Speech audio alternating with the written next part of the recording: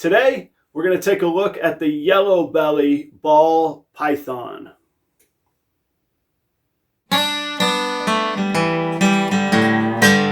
Proper Royals! Hey everybody, it's Adam at Proper Royals. Thank you for joining me. As always, if you enjoyed today's video or if you're a repeat viewer, help me out with a like and a subscribe. It goes a long way for me. I want to talk to you today about the yellow belly ball python.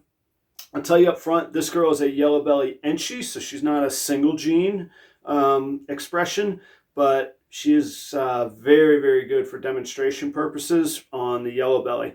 So the yellow belly, to start with, is a dominant gene in the ball python world, and what it causes is pretty subtle. It can be hard to see sometimes, particularly in a snake that you might think is a normal on first glance. But when you work the yellow belly into combinations, it really brings out vivid yellows. It helps with the contrasts. And there's a super form of the yellow belly. We'll talk about that in a minute. So how do you identify yellow belly? And this can be incredibly variable, incredibly difficult to pick out sometimes. This girl, I don't know how well it's picking up under the lights, particularly down by her tail, has yellow colors on her belly. So that's one of the first things that you look for, if you can see that. Secondly, is all of this pixelation here is also what you want to look for. Now this girl is het pied, so some of these tracks down at the bottom aren't nearly as pixelated, but let's look further up her belly. You see all the pixelation there where it comes down?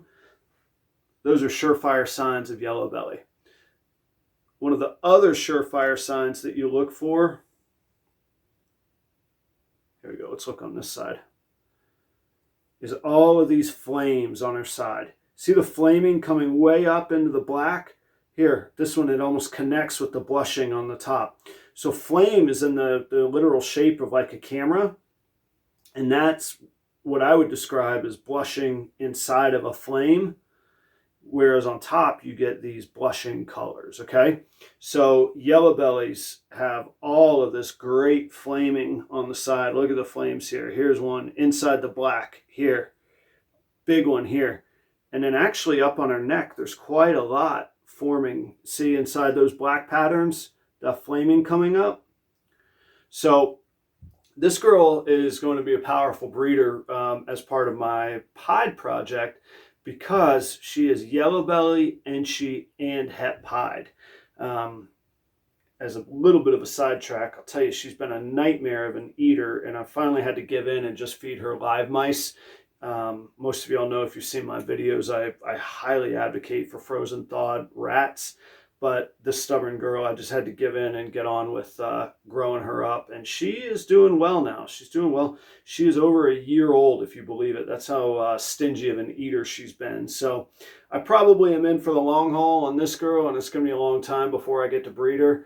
But I'm looking forward to it on bringing out some of these yellow belly characteristics in future projects, particularly my pied projects. So let's get her under the lights. After we come back from the lights, we'll talk about the super yellow belly form. It's pretty neat and almost unique in ball pythons.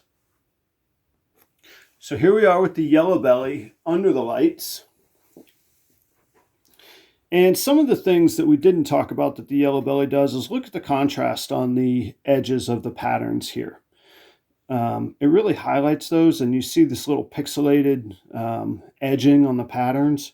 It's really great. So it adds contrast in very subtle ways along the way as well. Here's a great shot at the business end of a yellow belly. If you look at the belly, the pixelation here, that is just classic yellow belly. It's not always that clear. It's not always that easy to see. But on this one, it's a no-brainer. Look at some of the flaming on the sides that we've been talking about.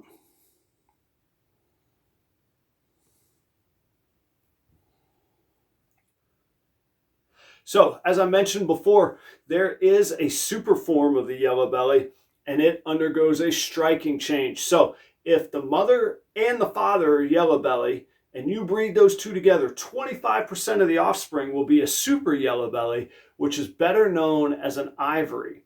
It's an all-white snake with black eyes, so it's not a blue-eyed leucistic. It is not an albino, which wouldn't be perfectly white anyhow.